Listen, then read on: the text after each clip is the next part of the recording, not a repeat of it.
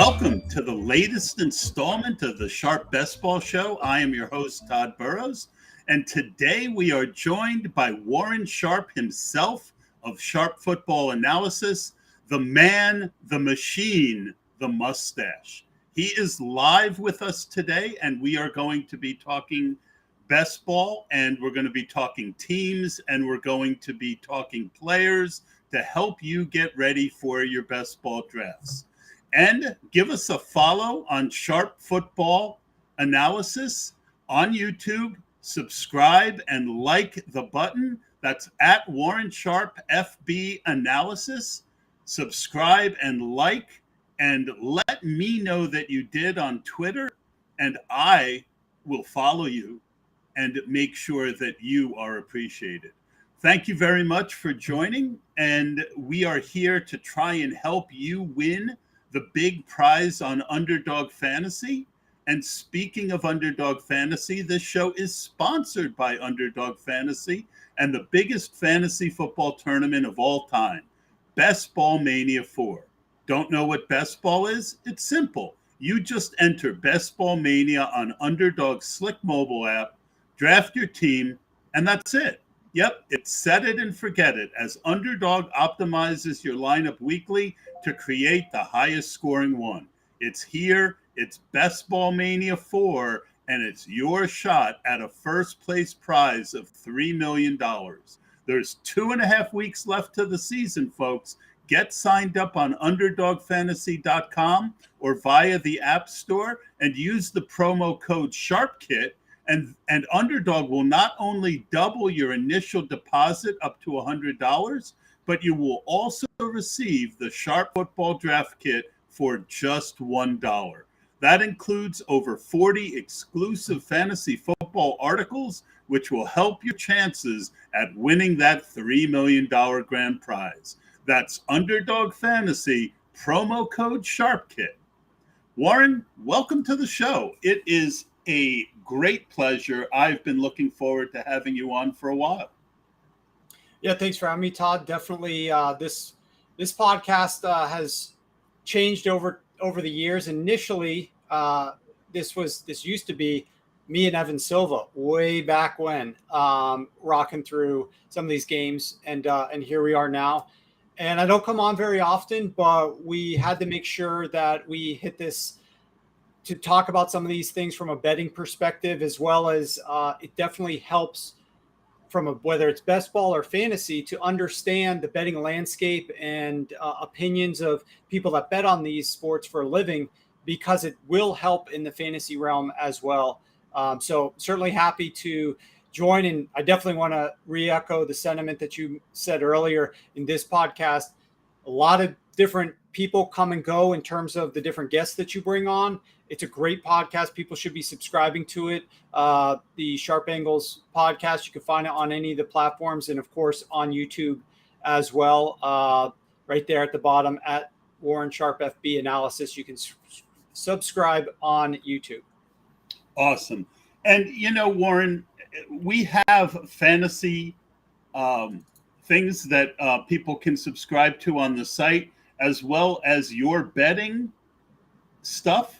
Why don't you tell us a little bit about, what your offering is, your background, and why people should invest in a Sharp Football subscription? Well, first of all, there's different levels to this game, Todd, as you well know. So the first thing you want to be grabbing a copy of is the 2023 football preview. And as you can see, this sucker is immense and massive, and you can get it up at the website Sharp. Actually, just go to sharp.football and you can get that. That's the best look at the upcoming season, as easily and as digestible as possible. 32 different team chapters. We've also put out, I want to say, about 28 to 30 different NFL futures. So those are up there as well. You can grab a futures package if you want to start placing some bets on the upcoming season before week one even arrives. And of course, then there's season-long betting packages that we offer. And I personally recommend the All Access package, because you get all of Rich Rebar's outstanding fantasy analysis. He writes up literally every single game, in-depth analysis faster than any other website puts up their analysis. The thing, Todd, with betting that's a little bit different than like season-long fantasy at the different fantasy sites that are out there for DFS specifically, is that once the pricing is set, it doesn't change. However, on the betting market, these lines are changing all throughout the season, all throughout the week. And so it's vital for you to understand what your thought process is of a game. And then if you find the ability to get value out of that line, you need to pounce as quickly as possible. And that is why Rich's write-ups and analysis and game previews that he comes out with starting on Tuesdays of each week and done by like Wednesday at like 11 a.m. or so are so invaluable to get you ahead of the rest of the guys out there that are just trying to dig into the games at that point in time. You'll already have a big step ahead. Plus, which when I release picks, we go as early as like sometimes Monday afternoon, Tuesday. Like we're getting in early enough in the week so that we're going to get you some of the best numbers possible. We consistently beat the lines, and we've had a lot of success. The track records speak for themselves up at Sharp Football Analysis. You can look at my historical records. And so I anticipate another big season, Todd. I'm looking forward to breaking down some of these teams with you right now, because I think we've got a good understanding of a lot of these teams, and I think it's going to be fun talking about it here with you. Yeah, I agree. But I just want to make sure I understand what you just said to me. And one of the big advantages of the Sharp Football and being part of Sharp Football, you're saying to me that not only does Rich Rebar put out the best information possible, but he puts it out before everyone else does it. And you're also saying to me, because lines change constantly during the week, you want to have a membership in our betting package so that because a little change could change whether or not you want to make a bet. Is that did I get that correct? You got that correct. Exactly. Getting the right number, the right price on a bet is basically as important as finding the right bet itself, because it's not, you could say, well, I like the under when these two teams play, but if you don't know how much value is in the line, then it's just an opinion. It's not actually a good investment to make. And all we're focused on are good investments to make. It has to have enough value. And the only way that it has enough value is if you're getting into the market at the right time. Sometimes it's early, sometimes it's late. For example, one of the teams I think we're going to talk about is the New York Jets. If you want to fade the New York Jets, if you want to bet against the Jets this year on the season-long futures market, you don't want to sit here on Tuesday and bet the Jets under their win total, because Aaron Rodgers is about to play his first preseason game. And I can tell you, almost regardless, unless he gets, his extremity broken during the game, people are still going to find things to spin positively about his performance out on the field that is going to make the Jets price continue to tick up. And he's on Hard Knocks for several more weeks. You don't want to be betting the under on him today. You want to wait until like the day before the season starts. And that is when you want to come in and bet under on all the Jets futures if you are so inclined. So sometimes it's better to wait. Sometimes it's better to go early. And it's unfortunate. I wish the line's locked and I didn't have to do this. It would be more fun if it was like DFS and I don't know what day, Tuesday or Wednesday, like everything's locked up. And so you could just deal with like all your analysis and take your time, but can't do that in sports betting. And that's why I'm monitoring this, why I rarely sleep during the season, and why it becomes very stressful if you're trying to win money betting on sports. Well, that's fascinating. I'm really glad that we went over that. To all of you listening again, you can go to our site and you can sign up for all of these packages. And if for no other reason, the all access package includes Rich Rebar's write-ups, because I know I've paid in the past for a different service, and I have to wait sometimes till the end of Thursday. And kind of exciting news, it looks like I will be doing an in-season podcast for Sharp Football Analysis. And one of my biggest things about doing something that's not last minute is that my preparation doesn't really even normally get going until I read that stuff Thursday night. So now, I mean, Rich is as good as anyone, and I am excited to get started early, and I'm excited to continue this journey with Sharp Football Analysis. Warren, I'm really glad we took a little bit of an extra time to cover that. I did an article this week on teams and players to attack or fade this week.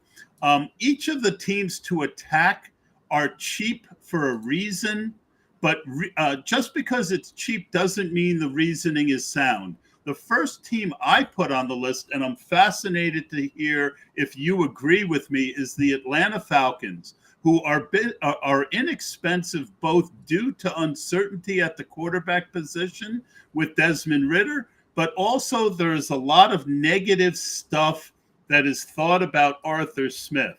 I've really come around on them as an offense for a bunch of reasons, but one of them is the lesson of the Detroit Lions last year, which is if you have a stellar offensive line, everything tends to work through that.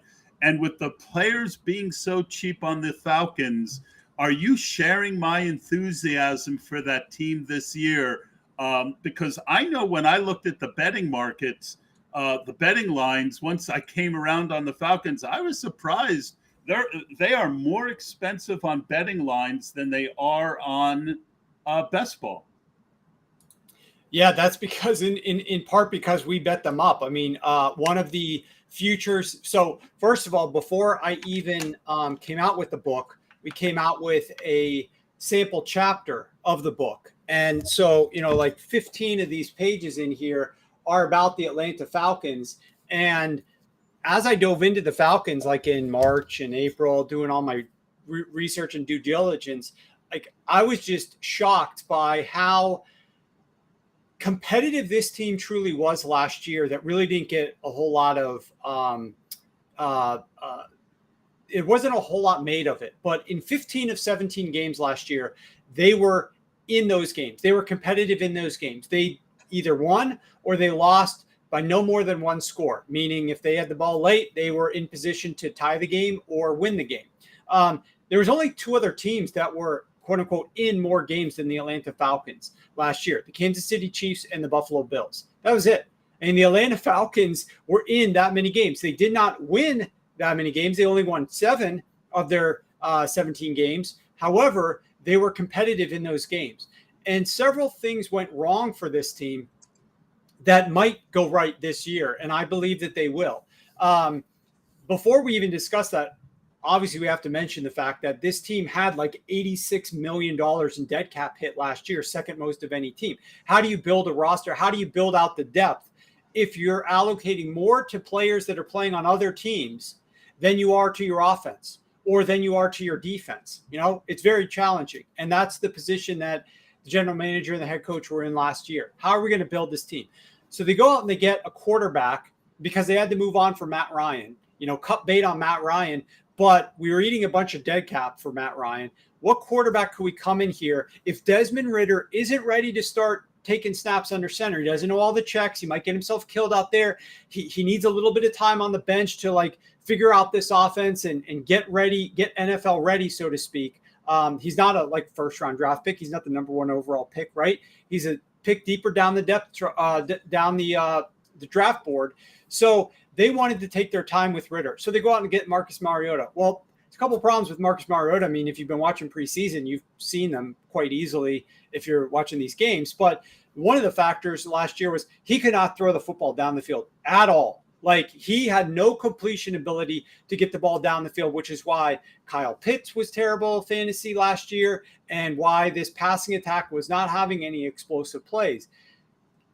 We're going to see no worse accuracy down the field from Desmond Ridder, even if he's terrible, than we did last year from Marcus Mariota. I think the ceiling is higher. The floor is also no worse than what it was last season. And I think that we're going to get better production out of Marcus Mariota. Desmond Ridder throwing the ball deep than we saw from Marcus Mariota. That does a couple things. Number one, we might score points from deeper out. I mean, this team, I think, had 8 touchdown passes of 5 or more yards. 8 touchdown passes of 5 more yards. Worst in the NFL last year.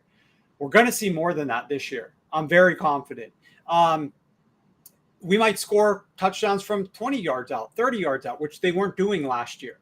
So that could help score points. It could also get them down inside the red zone quickly. If they're back at their own 35 and they throw the ball down the field, they might actually complete that pass and get down into the red zone. More trips to the red zone. And inside of the red zone, I think we're going to see a lot more success because Marcus Mariota was terrible inside the red zone as well. This offense was not productive inside the red zone. Arthur Smith, in his years in Tennessee, was brilliant calling plays inside the red zone. Yes, acknowledge that he did have Derrick Henry, who's a beast inside the red zone, dictates box counts, and is very efficient running the football down there. However, I think we're going to get a lot more efficiency from this offense now that Mariota is gone and Ritter is there and there's more creativity. And I think we're going to see more touchdowns scored down there. So if you're interested in betting on this team, there is not a single driver to more wins in the NFL than scoring points. It's more important actually than turnovers, is just pure point production. And we're going to see more point production, in my opinion, from the Falcons this upcoming season.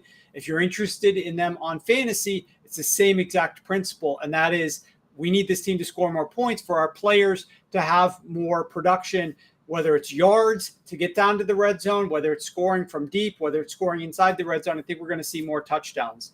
The tricky part for me, Todd, is I don't know exactly who I would say is the best buy on this offense. You know, which player do you want to target? To me, I think a lot would come down to like how they're priced, because again, just like betting on things, price is very important. So you could get a cheaper option, but you don't have to pay as much for him.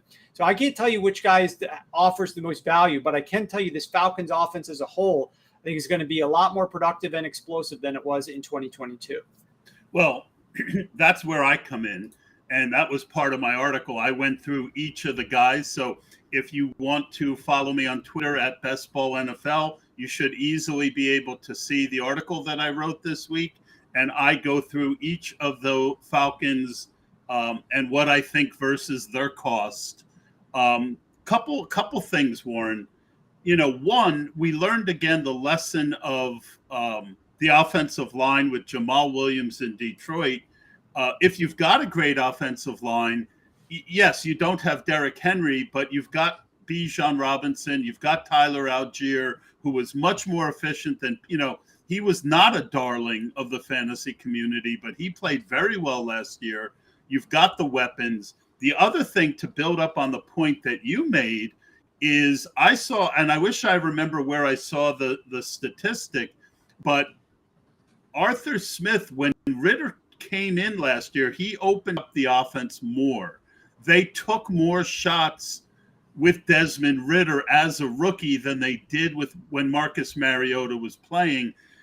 We've kind of got Arthur Smith in the fantasy community pegged as this guy who let Kyle Pitts die on the vine, but maybe it was just a fact that he didn't trust Marcus Mariota, and so that's why he was so conservative.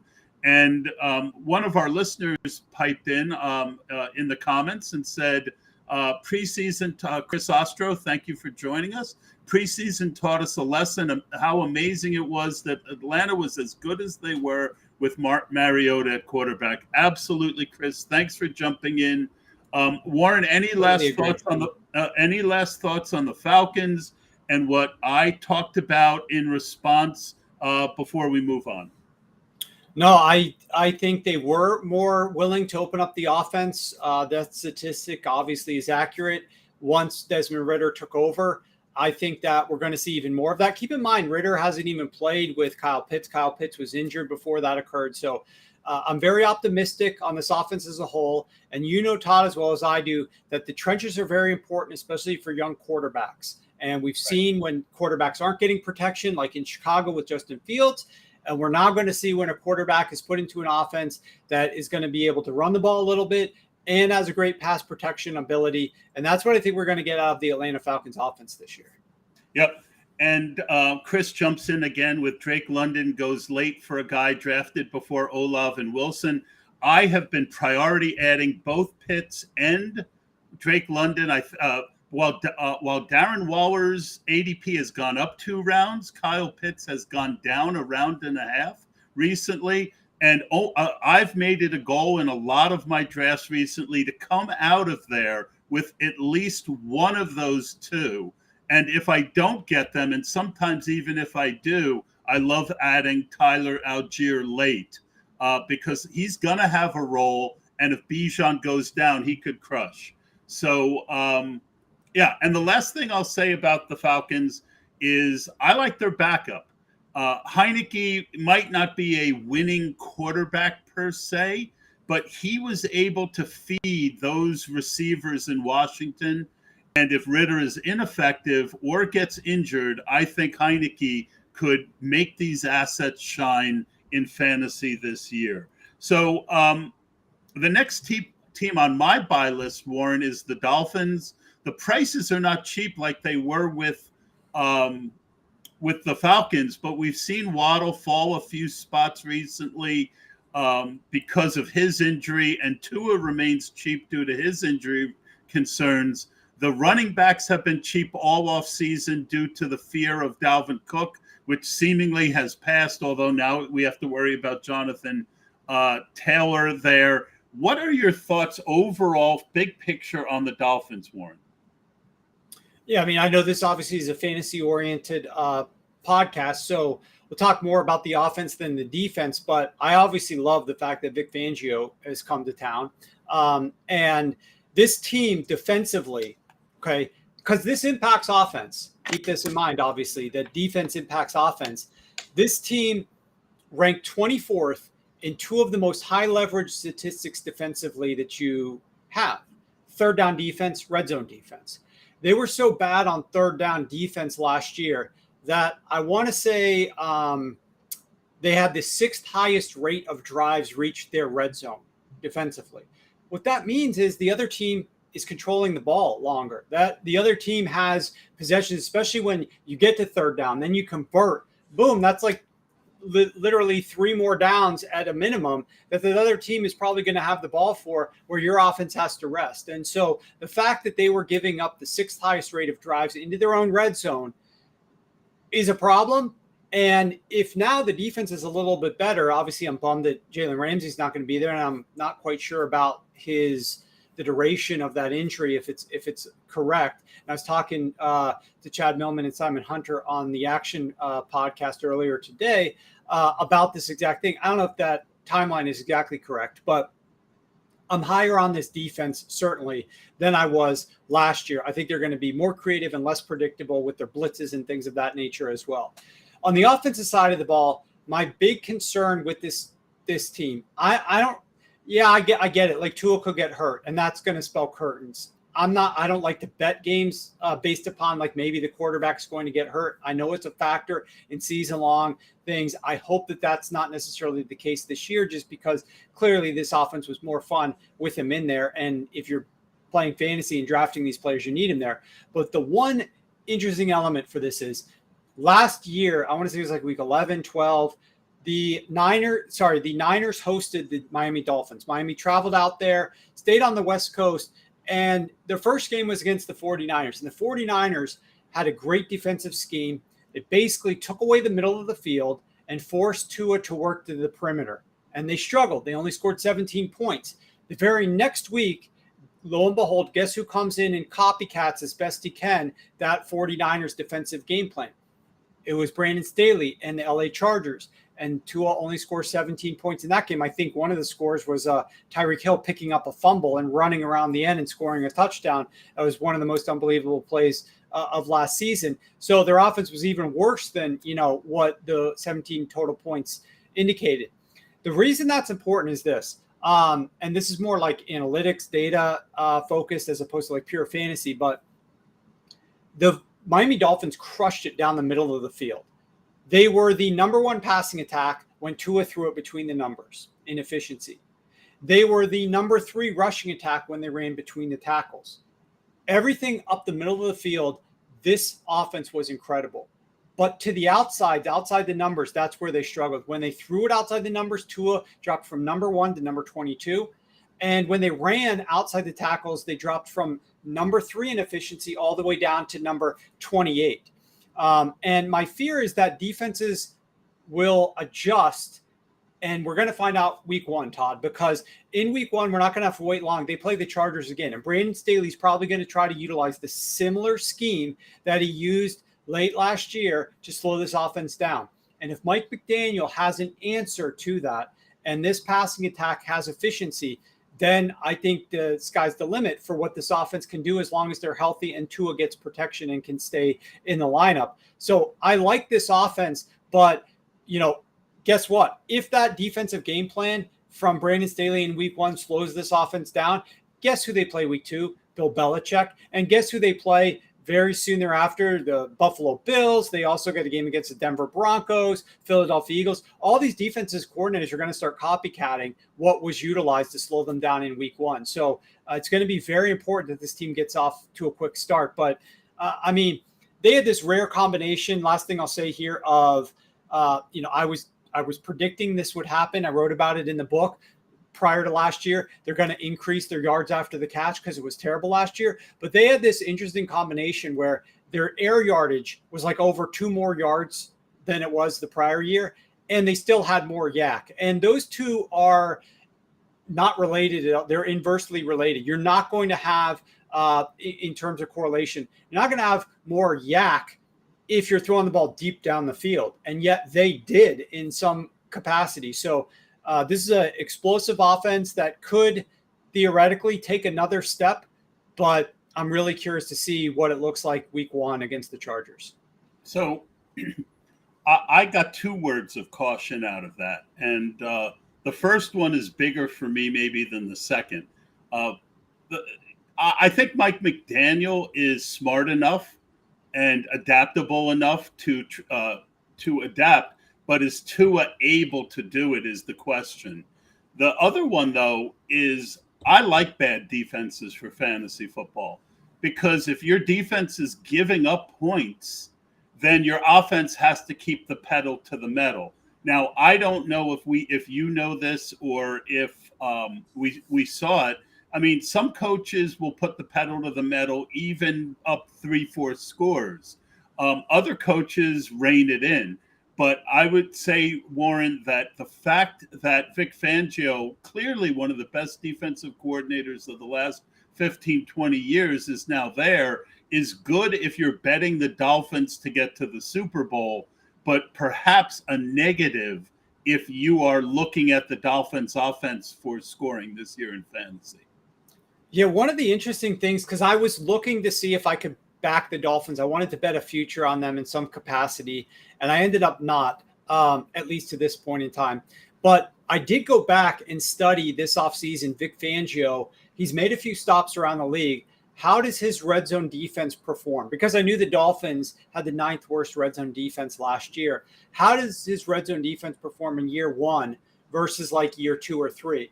Because I remember when I was working as a consultant for an offensive coordinator, and one of the strategies that we were looking to implement in a particular game was they were so good. Fangio's defense was so good inside of the red zone.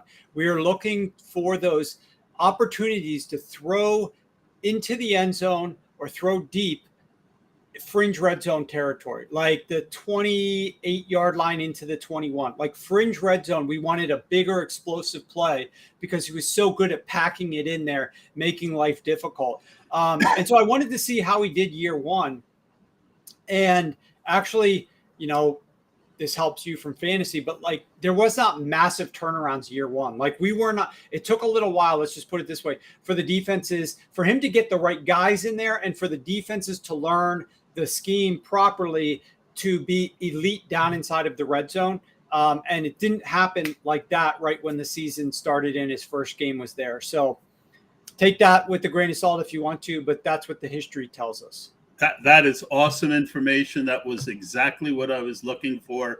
Warren, the Baltimore Ravens have a new offensive coordinator in Tod Monken, and your old friend Evan Silva is a big Tod Monken guy. And a lot of the weapons are really reasonably priced. certainly more reasonably priced than the other big offenses, the Chiefs, Bengals, or Eagles. One of the keys to fantasy football is finding teams that are going to be able to be top three before they actually get there, and you have to pay full price. Do you think the Ravens have what it takes to end up in the range of those three teams at a discount? Yeah, it's definitely possible. I mean, I wrote a lot about the Baltimore Ravens. Obviously, some people think of me as like this massive Lamar Jackson stan. I just like being first to different things. And I was first to believing in Lamar Jackson prior to the 2019 season when a lot of people were massively doubting him. I understand his injury track record. That didn't stop me from betting over on his touchdowns this year. And that also didn't stop me from backing Zay Flowers to have the most receiving touchdowns of any rookie receiver. Maybe it's receiving yards. I'll have to look up which one we specifically bet there. But that was a long shot future that we took for him to lead the class in receiving. One of the interesting things, I actually just wrote this article. Good time to mention this. In years past, I've taken my writing and gone elsewhere with it, working for other companies and writing mostly what they wanted me to, which is like pure betting. And I decided this year, one of my real passions was to write about a little bit more analytics. I'm still going to be writing about betting, but I wanted to write a little bit more about analytics is what got me into this industry in the first place.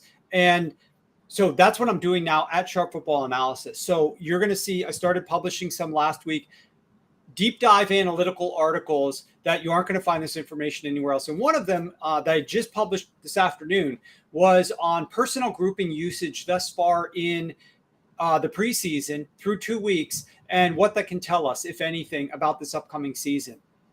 And so you go over to sharpfootballanalysis.com and you can read up on it. But you were talking about the Baltimore Ravens. And, the Baltimore Ravens used 11 personnel last year, first half early downs, 9.8% of the time. That was the lowest rate in the NFL for any offense. It's the lowest rate in the last decade for any team to trot out 3 wide receivers. So far this preseason, that was up to 64%. And that's without Odell Beckham or Rashad Bateman. So guaranteed this team is cranking up majorly the 11 personnel.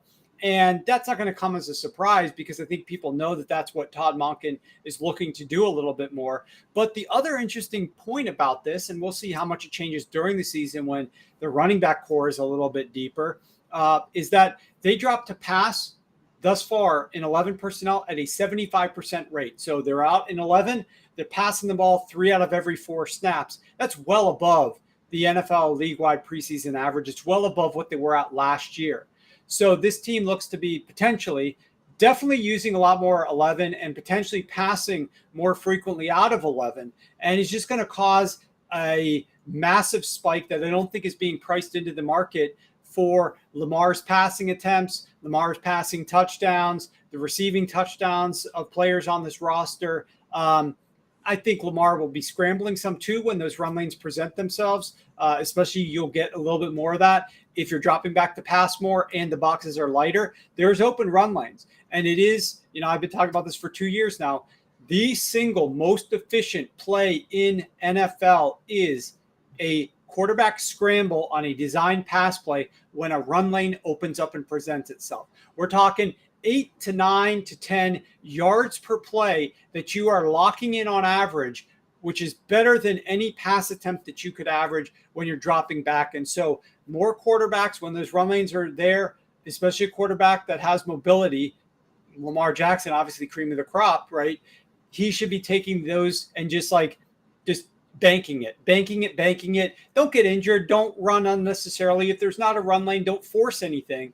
If there is an open run lane because the box is light, take it. Otherwise, drop back, pass the ball down the field. And I think we're going to see a lot of production out of this offense. Awesome. And you had me at, I bet the over on Lamar Jackson touchdowns. And if you want more stuff like that, you definitely got to subscribe to our YouTube channel at Warren Sharp FB Analysis. Go there. In season, we're going to be doing podcasts I'll be doing one with Ryan McChrystal, Rich Rebar, and Raymond Summerlin, two of the best guys in the industry. More to be announced as we go along. Go to @WarrenSharpFB Analysis on Twitter. Hit the like button. Hit the subscribe button. We would greatly appreciate it. We also have a comment in chat from Drew Stevens. Drew, thank you so much for joining in. Are you guys worried about the Ravens defense this year, especially with Humphrey missing time to start the year? The corner depth could be brutal. I don't want to pass this one to Warren, but I'm going to take it real quick and just say for fantasy football, if the deep, well, I will ask Warren if he agrees. But to me, with a high octane offense that's passing more and doing more three wide receivers, I think you're also going to see them play the two tight ends together more, and both of them are good pass catchers. Give me a bad defense, because that just is going to increase the amount of offense that Lamar Jackson is going to have to put out there. Warren, any thoughts on the defense before I move on? Yeah, and I know he was asking a little bit about like win totals, etc. And for me, just think about the schedule. They're non-division teams that they're going to face that are outside of their typical rotation, which is like this year it's AFC South, NFC West. But the other three teams that they play based on where they finished last year, they're playing the Dolphins offense, they're playing the Chargers offense, they're playing the Lions offense. All three of these offenses we expect to take steps forward this year. We like those offenses. Last year, the three teams that they played were the Giants, not a great offense, the Denver Broncos, and the Jacksonville Jaguars. So just that alone shows that they're going to be playing more difficult offenses this year. They're going to have a break against the AFC South, starting a lot of younger, inexperienced quarterbacks in general. But I mean, their own division. Think about the Steelers offense and how much better that's looking right now in the preseason. The Browns can't be any worse than they were last year, even if Deshaun Watson never regains his full form. And the Cincinnati Bengals, and they got Joe Burrow, they got the receiving core. They're going to be a good offense too. I have the Ravens playing the third most difficult schedule of any defense in the NFL. So it very well might mean that the third most difficult schedule of any defense of opposing offenses. So very well will mean that this offense has to score enough points. But yeah, it is a concern of mine that the defense is getting a little bit beat up here in the preseason for sure. Awesome. And I'm glad you caught that Drew was more focused on win totals and division futures. So I am glad that we were able to give Drew the answer that he wanted. I want to talk about the Cowboys. There is this thought out there, because Mike McCarthy made this big proclamation that he wants to run the ball more to rest his defense. I've kind of come from the place that he just wanted to get rid of Kellen Moore because, coaches like to, especially offensive coaches, want to have more say in the offense. I haven't seen the offensive moves that they made. They let Zeke go. They didn't bring in a veteran back. For a team that supposedly wants to run more, Warren, they're not signaling it with their moves. What has your study of the first two preseason games showed you about the Dallas Cowboys? Well, they're definitely increasing their 11 personnel usage a little bit more. And obviously we know that they're not utilizing all their wide receivers yet, but it tells you, this is the thing about personnel groupings. And I encourage you guys to go read the article. I'll probably start a Twitter thread either later today or tomorrow about it. We know that teams are not going to they're not going to play all their starters in the preseason. Some do more than others, but most teams don't. So you're not really getting a chance to see a lot from those guys. They're also not going to show you their best plays. But what they have to do, what they can't really conceal, is their intent from a personnel grouping perspective, because they have to evaluate the roster. They have to cut down to 53. They have to figure out which of the players do they need to carry 5, 6, 7 wide receivers? How many backs do they need? How many tight ends do they need? In order to figure out how many they need, in order to figure out the right guys to fill that roster, they have to play those guys enough. And so if a team's using a lot of 12 personnel, chances are, with a few minor exceptions, they're probably going to lean more into 12 personnel this year. And so that's why it is valuable to look at personnel groupings in the preseason, because it gives you a little bit of an understanding of what this team might do during the regular season. I think the Dallas Cowboys, look, we know that Mike McCarthy lied to Jerry Jones basically and admitted to that about his experience heading into the job application process. Said about all the film that he watched and the tape that he watched and really didn't do what he said. Who knows if he's actually lying, like you just sort of were alluding to, about how much they want to run the football. I could just say this. I know Brian Schottenheimer was very much so buying into a pass-first offense in Seattle. And for the first half of his last season there, Russ was a big buyer in that as well. And they raised their pass rate tremendously, to the point that Pete Carroll became quite uncomfortable with it. He went along with it at first, then became uncomfortable with it, then stepped in once Russ started throwing a couple of picks and trying to put like the whole team on his shoulders when they did have a little bit more well-rounded opportunities. But for several weeks there, the way that this team was winning games was because they were passing the ball a lot early. So Schottenheimer knows this, but it's not Schottenheimer's calling the plays. It's not Schottenheimer's designing the offense. This is Mike McCarthy's last shot here, right? Like, you fire your OC, you're going to need to do this. This is all coming back to you. So I don't think he's putting it on Brian Schottenheimer. He's taking command of what this offense ends up looking like here. I kind of don't believe that they've got the horses to run the ball as much as he's kind of alluding to. But the one part I will admit is that there is probably an element of him that wants to possess the ball more, maybe wants to slow the game down more. I don't know that he's going to like shift into a run focus. I still think they're going to be passing the ball at a fairly high rate because of the receivers that they've got there, because they don't have this bruising back. They've got a lot of backs that really are well suited to change of pace, running when needed, or getting the short yardage. But otherwise, we're going to be throwing the football. So I'm excited to see what this offense does end up looking like. But I do think they're going to have a lot of 3 wide receiver sets out there. Yeah, and it only makes sense because they brought in Brandon Cooks. They've got Michael Gallup, second year off of an ACL. CeeDee Lamb is one of the top wide receivers in the game.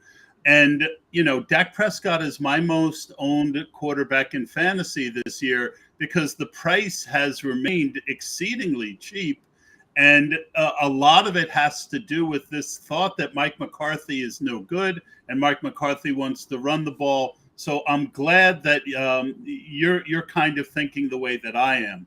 The last team from a positive perspective is a very similar situation. It's the Colts, where there's this big concern. And I had Reeves on, and he talked about rookie quarterbacks, how bad they are.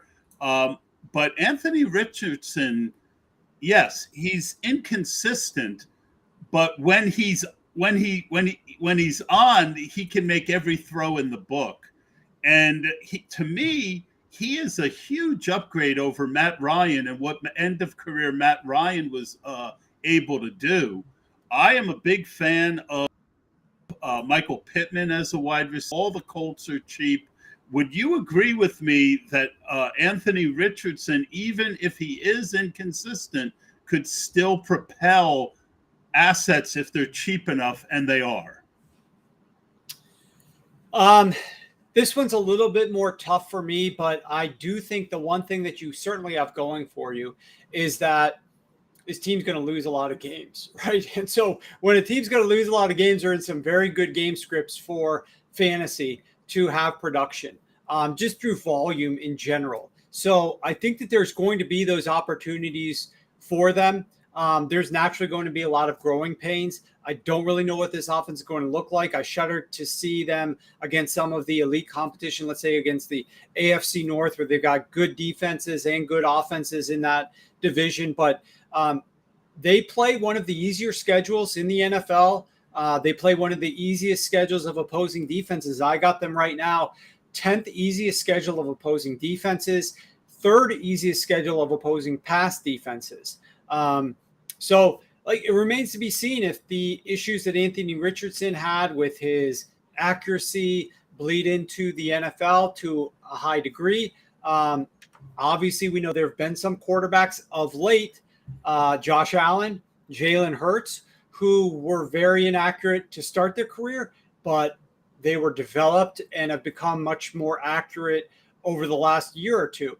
And so it's not to say Anthony Richardson might not be able to get there at some point in time, but that element of this could be holding him back for a little bit, and then thus would hold back some of the receivers. But you raise a very good point as it relates to fantasy, and that is that all this is entirely based upon what are you paying for these guys. And if you're paying very little for them, then some of them might be worth rolling the dice, because the upside, in case there is a positive situation with Anthony Richardson against these bad defenses, when his own defense is allowing a lot of points, he could be in a pretty good situation to be needing to produce at a high rate and produce all 4 quarters of the game.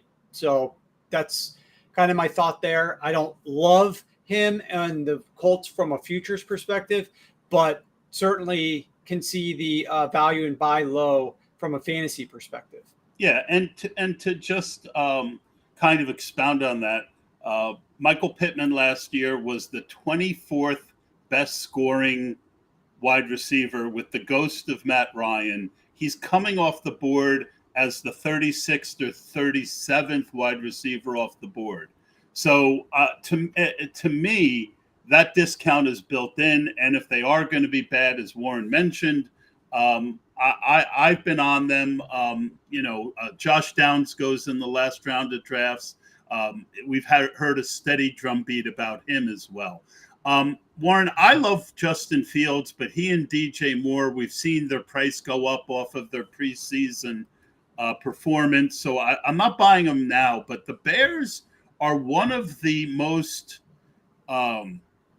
hardest nuts to crack for fantasy, in the sense that you find analysts who love Justin Fields, like myself, and you have plenty who think he's like the worst quarterback who ever lived. What are your thoughts on the Bears? They've made a lot of moves to add parts to help Justin Fields. I'm really curious as to what your research has found. Actually, I was trying to pull up a tweet, but I don't have it here. I was doing some analysis about the Bears earlier this preseason as it relates to their target depth. And Justin Fields was under some of the most pressure of any quarterback in the NFL last year. And in large part, it was because they were trying to push the ball too far down the field. And we only saw, 3 dropbacks of him in the preseason. And he completed all 3 passes, I think, and 2 of them were these huge touchdowns. And so it created a lot of, scrutiny on, those were passes all -2 yards behind the line of scrimmage, -2 air yards, etc. But the reality is this team is trying to come up with other ways to complete the football. And we've seen that around the league. It's become more in vogue with regard to even whether it's Patrick Mahomes or Jalen Hurts has talked about it. We just need to complete the football, complete these passes. If it's a little bit closer to the line of scrimmage, it's better than throwing an incompletion in many cases.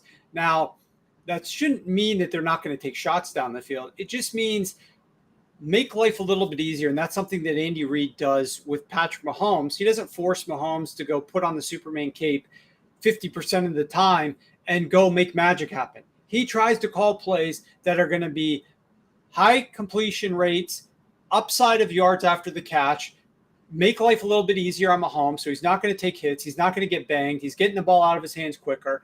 And then build in some of these plays that might have more explosion down the field in terms of a deeper throw. So I like that for the Chicago Bears. Whether or not this offensive line is going to protect him well enough, that's a big concern for me. They just lost, I think, their left guard to unknown duration in terms of his injury from what I was reading.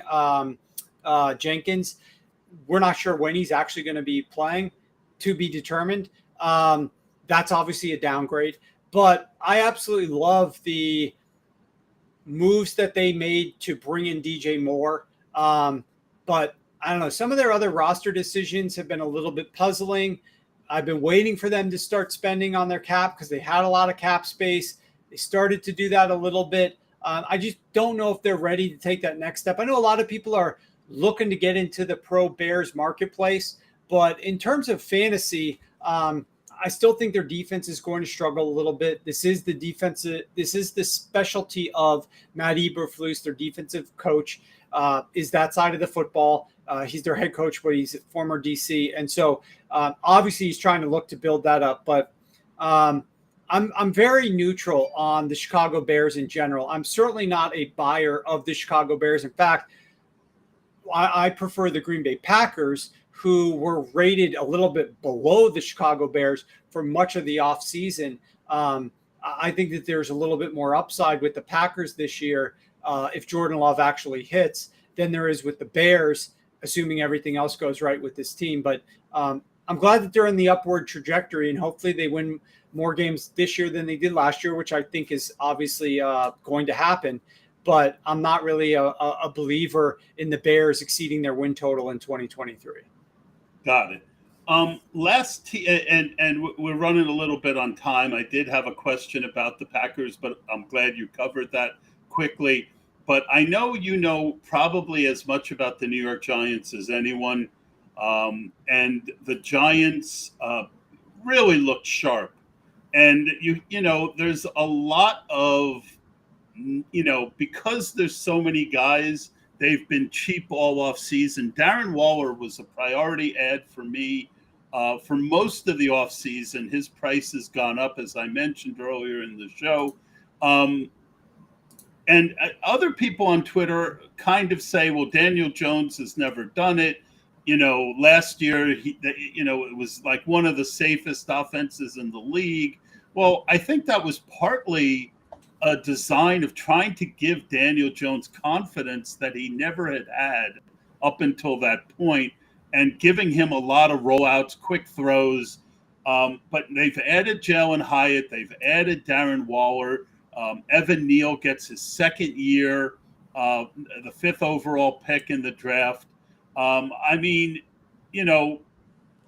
you see Daniel Jones getting 25 to 30 touchdown passes this year?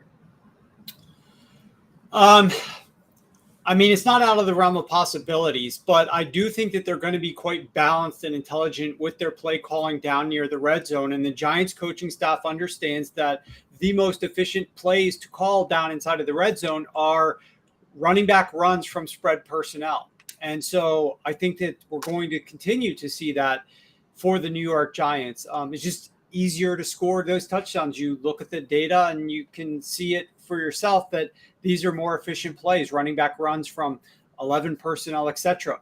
Now, could he get there by throwing the football a little bit more from outside the red zone and having more success? Yeah, absolutely. And they had a nice deep pass from Tyrod Taylor a few days ago. And I think when you incorporate the deep speed of Hyatt with the just possession type receiver of Darren Waller, I think there's a lot of upside here for this attack. Just because they weren't a high volume offense last year from a passing touchdown perspective doesn't mean they can't be this year. But Daniel Jones needs to make a lot of strides. And that's because I wrote a lot about this last year, right before he was about to get his contract. But much of their improvement last year offensively was just because Daniel Jones ran the football more frequently with his legs than he did the year before.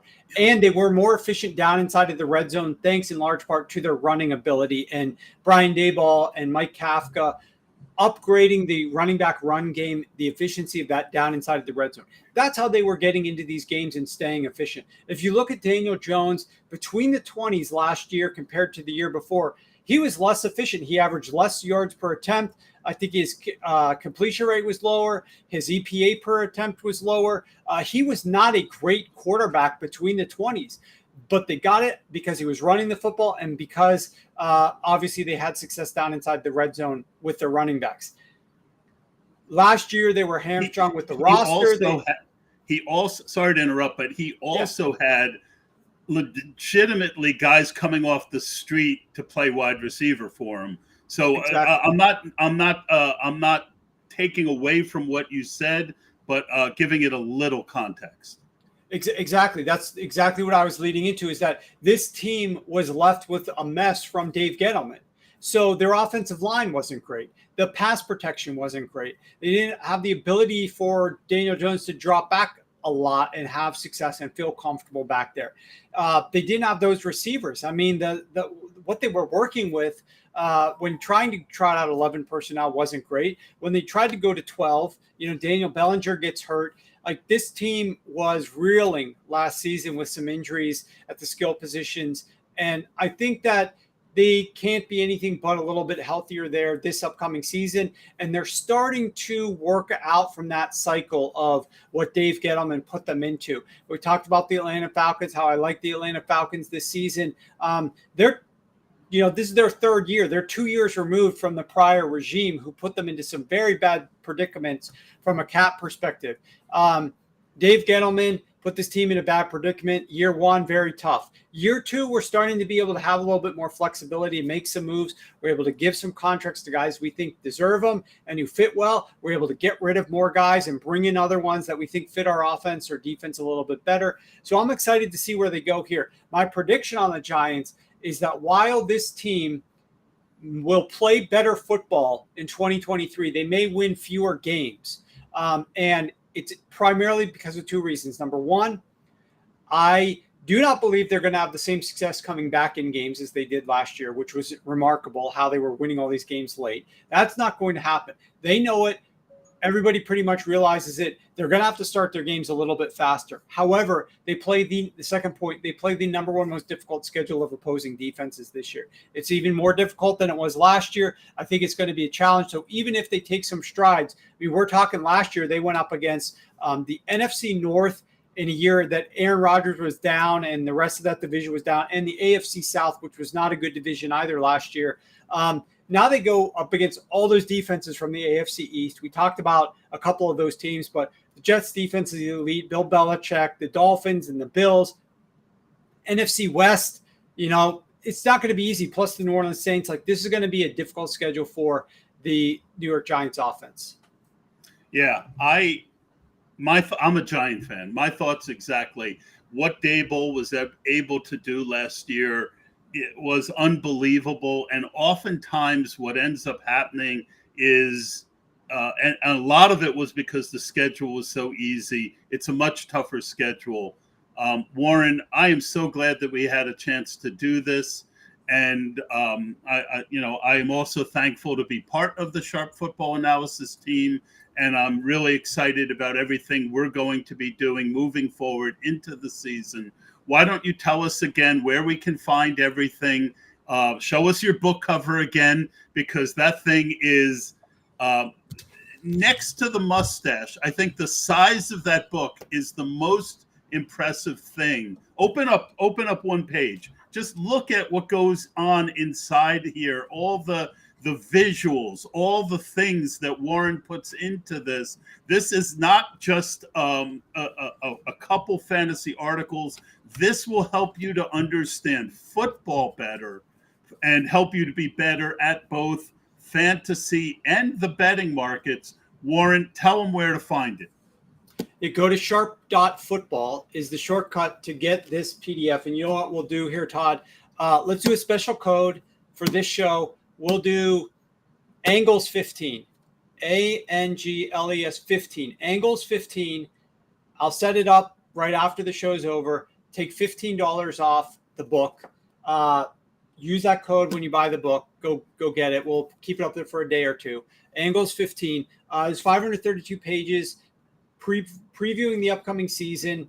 And there's a lot of things that we offer over at Sharp Football Analysis. We talked about it from a fantasy perspective. Rich Rebar's worksheets come out on Tuesday. The best thing that you can read on a Tuesday is Rich Rebar's worksheets, because he's working from Sunday night, almost probably doesn't sleep, I imagine, to get these things ready. They're really going to help get you prepared. Couple that with some of the betting packages that we have there, where we start jumping on games and beating line moves. And with our track record that you can also find over at the website, I think you're going to be set up for a great season. So appreciate you having me on, Todd. I'm excited to watch this particular podcast grow. So again, guys, if you're just tuning in for the first time, you got to do a couple things. You got to go subscribe to the Sharp Angles podcast because the podcast is very good. We've got a great schedule that the guys are lining up for this upcoming season. And then, of course, subscribe to us on YouTube, because we're doing a lot more on YouTube, youtube.com/ at Warren Sharp FB Analysis. Awesome. I want to thank the people who jumped in the chat: Chris Ostro, Drew Stevens. We want to thank you for the comments. Guys, do me a favor, go and get this book. And Adam, please put up the code one last time. It is Angles 15.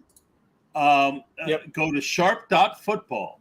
It couldn't be easier. Go to sharp.football, use the code Angles 15, and that will save you $15 off of the manifesto that is the book that everyone in this team and Warren just sweated bullets over. It will make you better at fantasy football. It will make you better at DFS.